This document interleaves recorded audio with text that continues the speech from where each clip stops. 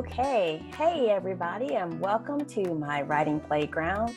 This is episode 4 of Diverse Sci-Fi and Fantasy Stories podcast. I'm your host, author Alicia McCullough. Thanks for tuning in. This podcast is all about me honoring my son's legacy by sharing my diverse science fiction and fantasy stories with the world.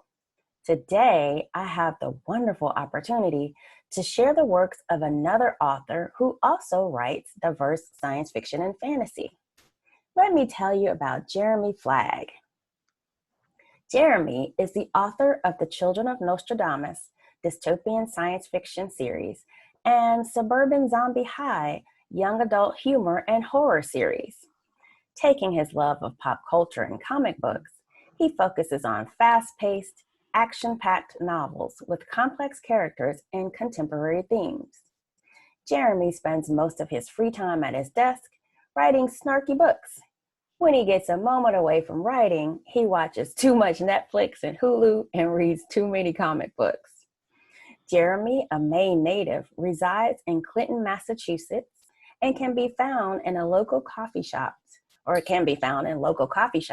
pounding away at the keyboard. All right. Hey, welcome, Remy. I'm so excited to see you. I'm so excited to be here. Okay. All right. Do you want to start us off by telling us a little bit about the project that you'd like to share today?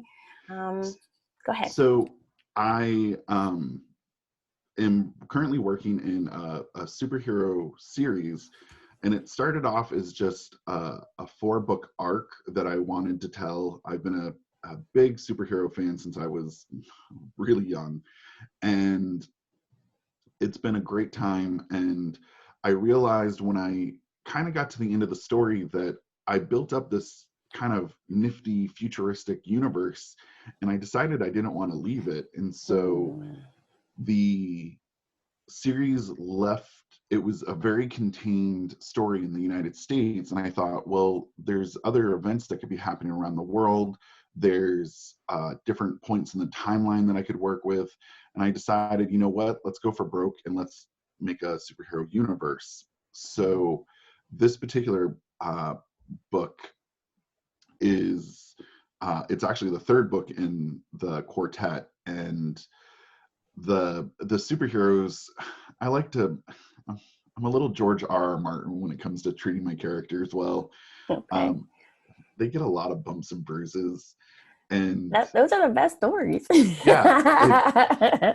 And so it was really important for me to have a really diverse cast. And my day job is as a high school teacher. And so what I wanted to be able to do is, in any particular class, I wanted to be able to take a cross-section of the students and have them represented in my book. So it's a superhero teen story, and we have a Mexican soldier, a gay artist, a gay, I don't know how you describe him, kind of recluse. We have a young girl from Upper East Side. We have a young Muslim woman. And I really wanted these characters to not be diverse for the sake of diversity. I didn't want token people. And so each of them, and when you start writing, they all do kind of feel token because you don't have all these well-fleshed characters out. And as I started going through the revision process, I was like, you know what? I'm not doing them the good that I should be. And so I started doing a lot of research and started making sure I understood the backgrounds of my characters so that I could more appropriately represent them. And the shining moment of it was, I have a young girl who is Muslim, and my knowledge of Muslim culture is very limited. And it's just not something that I'm around very much. I don't have any Muslim friends. And I decided I wanted her in there. And when I originally wrote her, I referred to her hijab as a headscarf. And I came back around when I was editing, and I looked at it and I said, no, I'm not. No. And so I decided she is going to be hijab, and I don't care who likes or dislikes the fact that I have a Muslim main character.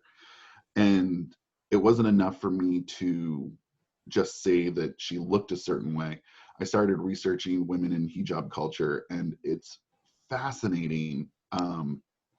And I think, you know, for me as a human, I feel much more in touch with a broader universe. And at the same time, my character is much, much richer for it. And this particular scene highlights one of my characters kind of admiring her. He's an artist, he's drawing and using her as kind of a model. And he, in a way, is me kind of learning her at the same time. And so, as it was a discovery process for me, it was also a discovery process for him, which,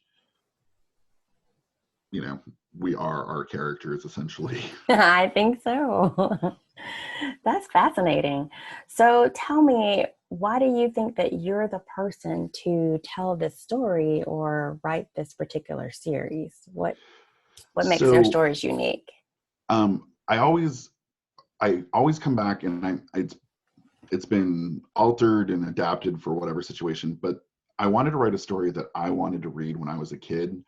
And I remember reading X-Men when I was younger, and the whole point of X-Men is they do the right thing despite the fact the world hates and fears them. And it's the opening line in every X-Men comic. And the X-Men went through a civil rights movement where there were a lot of people of color on the team. And then later on, they even went through an LGBT movement. And their struggle has kind of reflected these movements as the world's gone along. And so when I came across this and I wanted to write this book, I wanted to write a character, and my main character is gay. It's only loosely mentioned in the first book because, truth be told, it's not that important to his story. Mm-hmm. And it's not until he gets into kind of a pseudo relationship thing that it really gets explored, because I didn't want a coming out story. Mm-hmm. I myself came out when I was very young. I didn't need a coming out story. So this is more for the LGBT community who doesn't want every story to be about their sexual awakening or their coming out of the closet. So this is just gay characters who simply are gay. And that's kind of how I lead my life. I no longer think about, when I mention my boyfriend, by saying that I just came out of the closet to someone. It's a fact. It's part of life. I get you. Yeah, I think so. I don't walk around saying that about my husband. Not necessary. Yeah, and and don't get me wrong, those stories are still extremely important, and I still think young LGBT people still really, really need those stories of learning to accept themselves and dealing with the world around them.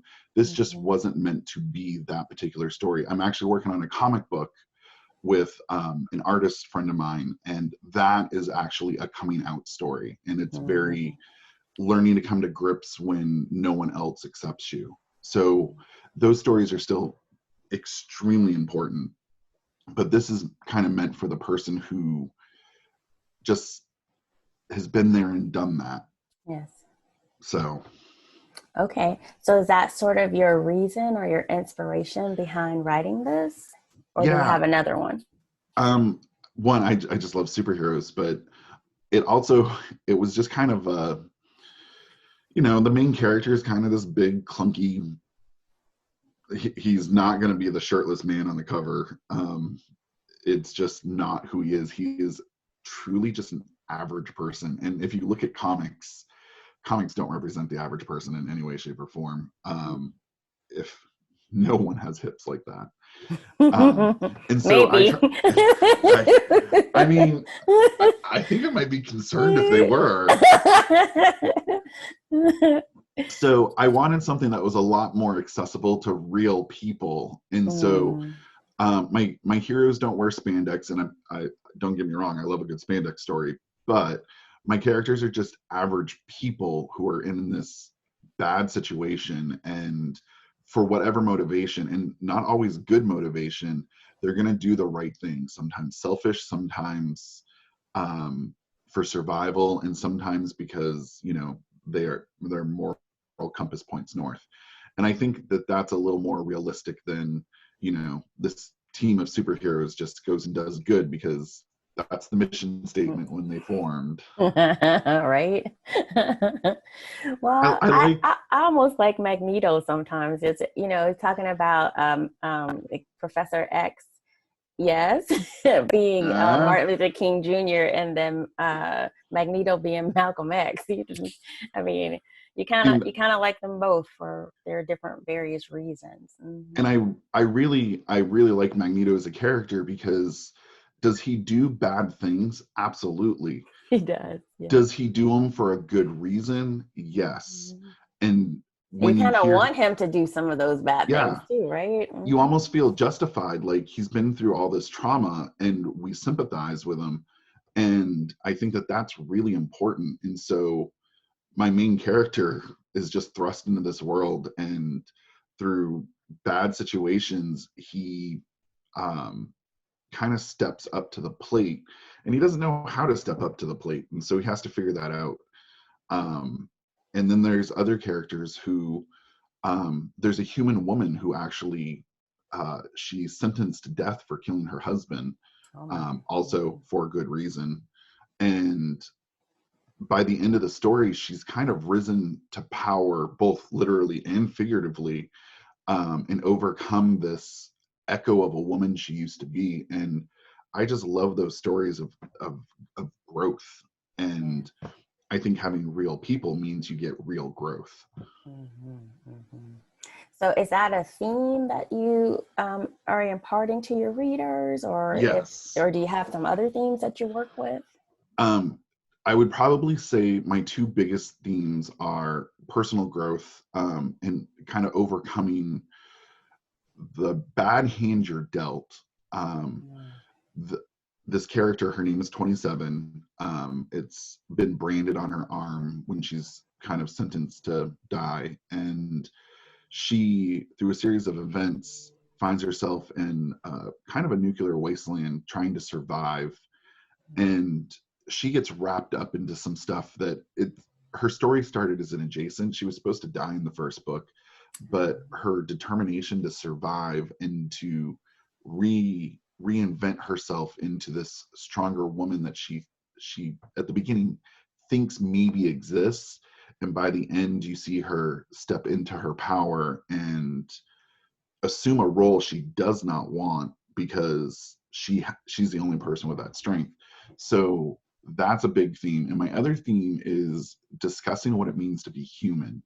Mm-hmm. My the military in my book are very, very heavily cybernetically enhanced, and one of the military people is a superpowered person, and everyone treats her less than, and constantly is referring to her lack of humanity. And despite being one of the best soldiers, she watches all of these people like get their limbs severed or have uh, ocular implants or brain implants and all this stuff to be better, and she watches them sell away their humanity. And at the same time, it's something that she doesn't have to give, or she doesn't believe she has to give, because she's not human. And Yeah. so it's a very kind of heart-wrenching story as some of the powered people befriend humans to explore this idea of what it means to be human, and are we even human. um, and later on they start to get worshipped as kind of a cult situation, Mm-hmm. and they're they're being treated as gods, and they're like, no, we're just trying to be human, we don't want to be more than that. And so I like playing with that idea of humanity, and I think it's important because, you know, we as individuals constantly feel like, am I being the best me I can be? Am I embracing my humanity and, you know, inviting in the rest of the world? Am I being that warm, caring individual, or am I cutting myself off? And, you know, currently in the world, like, we're very cut off from the outside Yes. world. So I really like this idea of humanity and what does that mean to each individual. Right. And So is that one of your is that something that you've personally experienced or something that just fascinates you or so I think so I came out of the closet when I was 14, and I lived in a very rural area of Maine where I we were as waspy gets where I come from, and it was uh, all white Anglo-Saxon Protestants. And when I say that, it's not me generalizing. That's truly, even our Catholics had to go to another town to worship because we wouldn't have a Catholic church in our town. It is extremely bigoted where I grew up. So when I came out of the closet, I was a target for not so much bullying because I was a big kid and no one messed with me, but people definitely looked at you differently and you became the other. And so I think dealing with that and trying to remind yourself that you're still the same person you were before this secret got out is definitely something I personally embrace. And as a teacher, watching my kids deal with it, there's always this feel of, I'm different for whatever reason. And I think every person at some point in time feels that no matter how part of the norm or average you are, something about us sets us off and we start to feel that otherness creep in. yeah. So I think that that's kind of an important reason why I came to this. And my students, I get to see this firsthand. So a lot of that filters into my books and what they deal with. That's something. Okay, so what do you want to tell potential readers about the diversity within your stories? I think you sort of alluded to some of that, but you can let us know, why should they give your diverse stories a shot? I think for mine, I'm a very matter-of-fact person. There's no BS for me. There's no sugarcoating it. And I think that that's one of the things when I first wrote this, I was so concerned with what will that, bigot from wherever think about this particular character, or what will someone think about, I have a person of color as a point of view. I really was concerned with that on my first draft. And at some point I realized, like, my personal voice is, I just don't care. And once I kind of embraced, who I am as a person, I was able to walk into this and just say, screw it.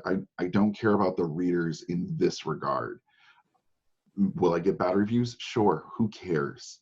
This is the story I want to tell. And there is definitely a population out there that likes that, not presenting things as an origin story or delivering it in a educational manner. And I never speak down to my reader. Here are your facts. Here is the reality of the world.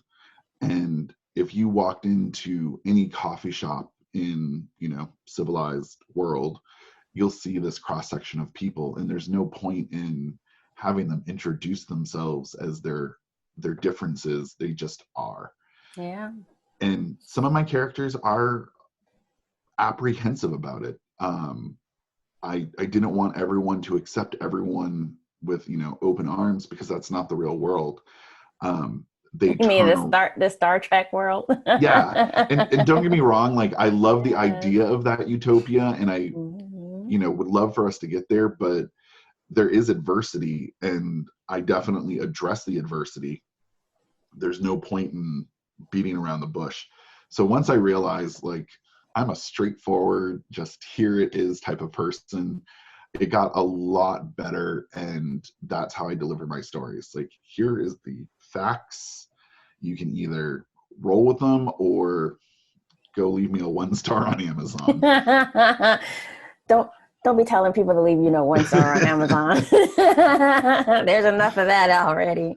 But I do think you're right. As writers, we have to embrace that which we do and tell the story that we need to tell. and not necessarily worry so much about what a reader might think or do about it.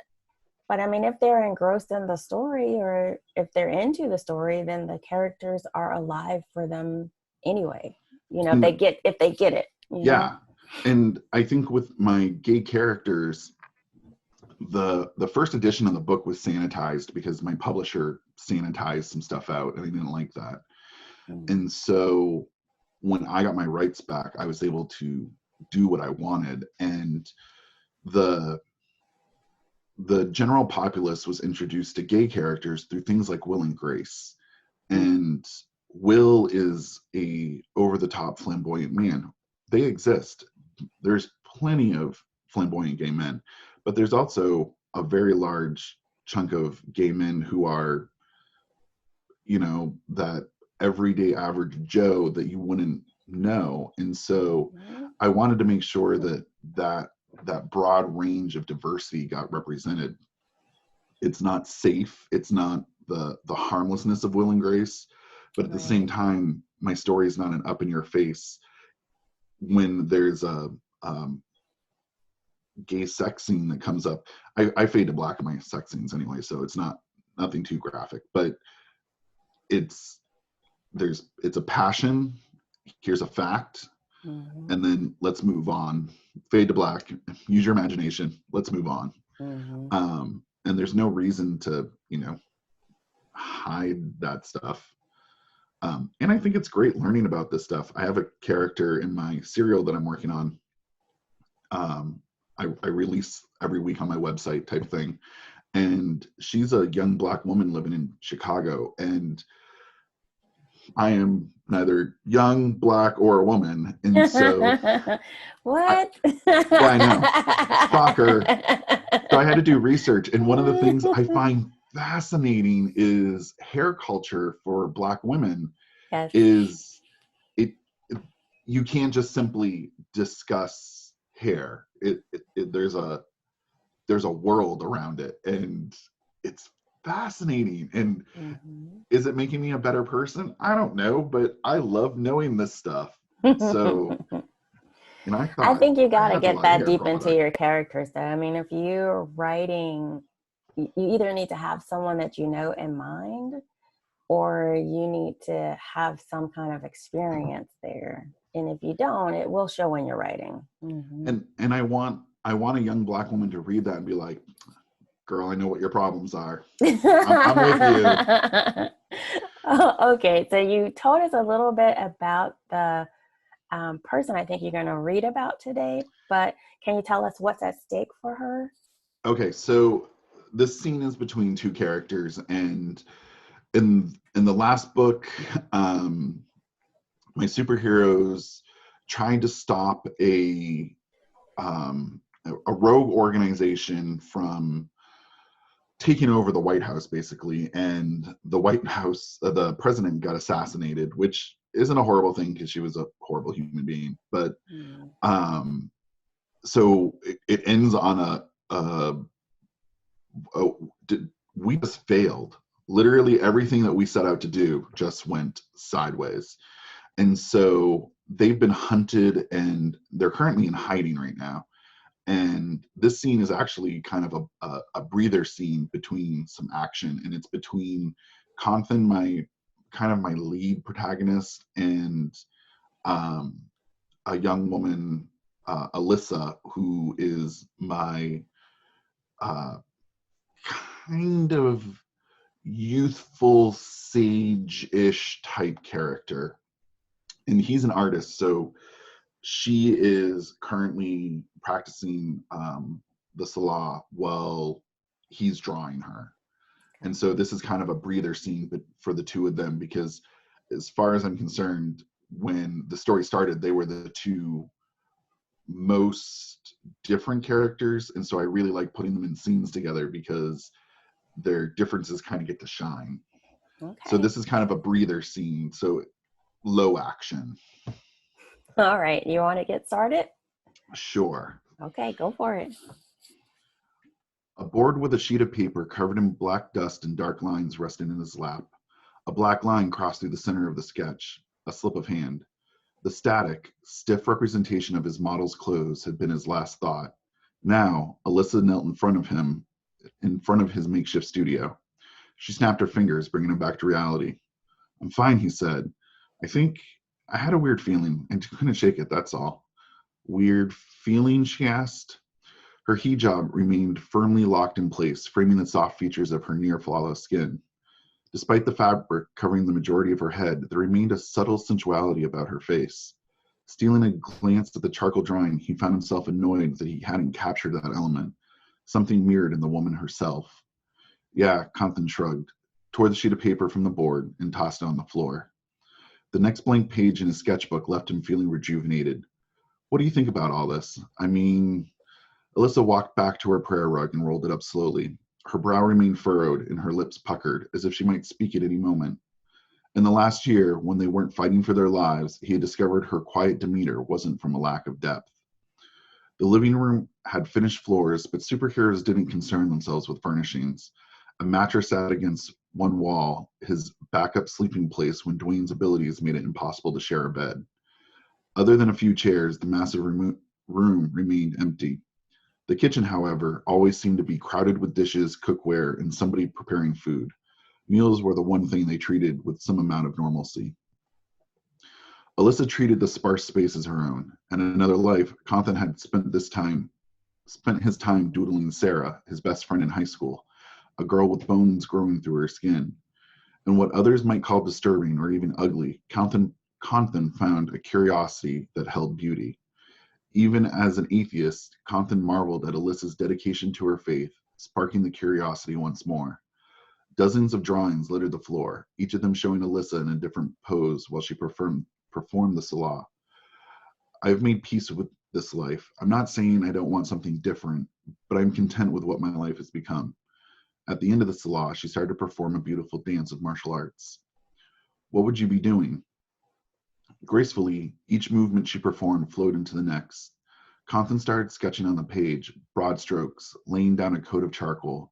He imagined her muscles were strained from the slow pace. He recognized her Tai Chi, but found her perfection of the form to be uncanny. "I would be doing the ballet right now.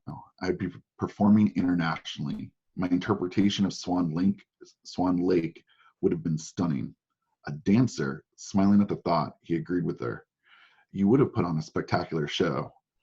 "I would have done it for a while. Then I would have retired from dancing and opened my own studio. There was a man I once watched as he taught karate to young children. I found it quite admirable. His need to improve the lives of these young kids who had nothing." She paused, snapping her forearm forward and pivoting on her left leg. Having watched her perform the routine 100 times, he suspected he could predict each of her moves, if necessary. With her heels nearly touching, she slowly bent at the knees, raising her arms in an equally graceful manner. His jaw went slack as she stood and raised her leg to a point where her heel nearly touched the back of her head. The transition from martial arts to dance struck him as a beautiful summary of Alyssa. A week ago, Alyssa used the momentum of a charging synthetic to hurl it into a wall. Now, those same powerful limbs hung delicately in front of her as she spun in circles. Each spin gave him the opportunity to expand on the developing drawing in his lap. Only as she bowed down at the waist, appearing to power down, did he realize she hadn't needed a video for reference. She learns from muscle memory. Mm-hmm. "You were a dancer? Don't sound surprised. You were an artist." "Were?" He eyed his board. The swift strokes of the charcoal left sweeping gestures. Blowing off the excess dust, he spun it around to show her. "Present tense there, little Miss Perfect." "Not bad," she said. "Want me to show you how it's done?" Arms circled around the board, hugging the portable platform. He pulled his face away. 30 seconds and you'd be mastering the use of light from reflected surfaces like you were some sort of Rembrandt. Though her leggings and tunic hid her form, he knew without a doubt she had more muscle than he could imagine. With a little effort, she lifted herself onto the tips of her toes. Kanthan's eyes went wide. "How did you just do that? The dancing?" He nodded. "And the Tai Chi. You did them both without watching something." "I received a full scholarship to Juilliard. I practiced every day. Despite being nearly perfect in every way, I always pushed myself. Unlike wielding swords or shooting a gun, My muscles never forget this. I got a scholarship too. I wasn't that good, but apparently somebody with authority thought I had potential. My foster mom used to say to me, "You have so much potential. Why do you waste it?" In the year that they had been together, fighting side by side, she never once referred to life before the Outlands. Each of them had held a pain from a life they left behind. The unsaid rule had always been never to ask questions about what was left behind. Compton found it difficult to start hearing about it now, but he bit his tongue, instead letting Alyssa speak as she felt comfortable. My father was a proud man who believed in the old ways. He had an internal struggle. He wanted the world for me, but he clung to traditions that didn't translate into the world we live in now. Alyssa plopped down in a camp chair, putting her feet up on a milk crate. One night I woke up and went for a glass of water. I passed his office and caught him watching my submission video for Juilliard. He was crying. He was proud. She nodded. I believe so, or at least I choose to believe. My mother, on the other hand, she was a fierce woman.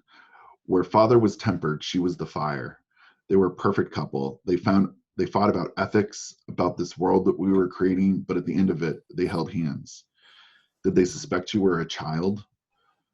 Dwayne left his home. Gretchen was forced to hide her abilities. Being a child came with a price. While he wished he and his foster mom had been closer, there was a bit of relief in knowing that they wouldn't have to have this awkward conversation. They knew. They discovered the first time my piano instructor visited our home. It only took minutes before I mastered the instrument.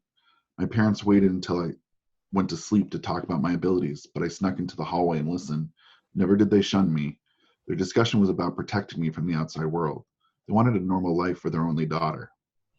She raised her eyebrows at the last statement. Compton chuckled at her ability to lighten the mood. I think we should call ourselves the orphans of Nostradamus, she said with a laugh. Compton threw his hands up into the airs. Preach it, woman. That was neat. I liked it.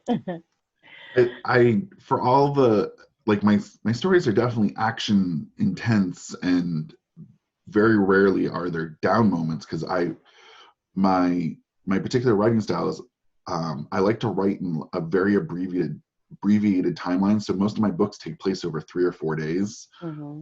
So there's not a lot of room for sweet, tender moments. And so that was I always a tender moment. Yeah. Mm-hmm. You got to make sure that they go in there because you want to remind people why they're fighting for what they're fighting for. Yeah. So are you ready to tell readers where they can find your work? Yes, I am. The more interesting website is to check out childrenofnostradamus.com. My ongoing serial is happening there, timelines about the books, and some sneak peeks behind other things that are happening. Eventually, I'm going to try and turn my world into an RPG, so it's starting to take form. Okay. So that the only place you want them to visit? You could. My boring author site is remyflag.com. It looks like every other author website. It's just. But it's your home. Yeah. I'm not gonna lie. Author websites tend to be kind of wah-wah. Which is why I made the other one. It's a little more fun and dynamic. I got you. All right. So I'd also love to hear what readers think about Jeremy's stories. Feel free to post a comment on my blog. Either me or Jeremy will respond. Okay, guys, I'm author Alicia McCullough, and I write science fiction and fantasy stories for readers who want diverse protagonists and unique storylines. If you enjoyed this episode and want to support me or donate to my Cup of Tea Fund, just head on over to my blog on my website, find this post and click on the donate button at the bottom. And if you're not one of my subscribers and want to join my League of Heroes, go to www.aliciamccullough.com to sign up for my newsletter.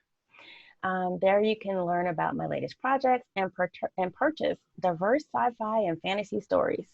And if you're already one of my subscribers, thank you so much. And please feel free to share this podcast with anyone you think might enjoy it. Okay, I just want to say Wakanda forever, and thanks for listening.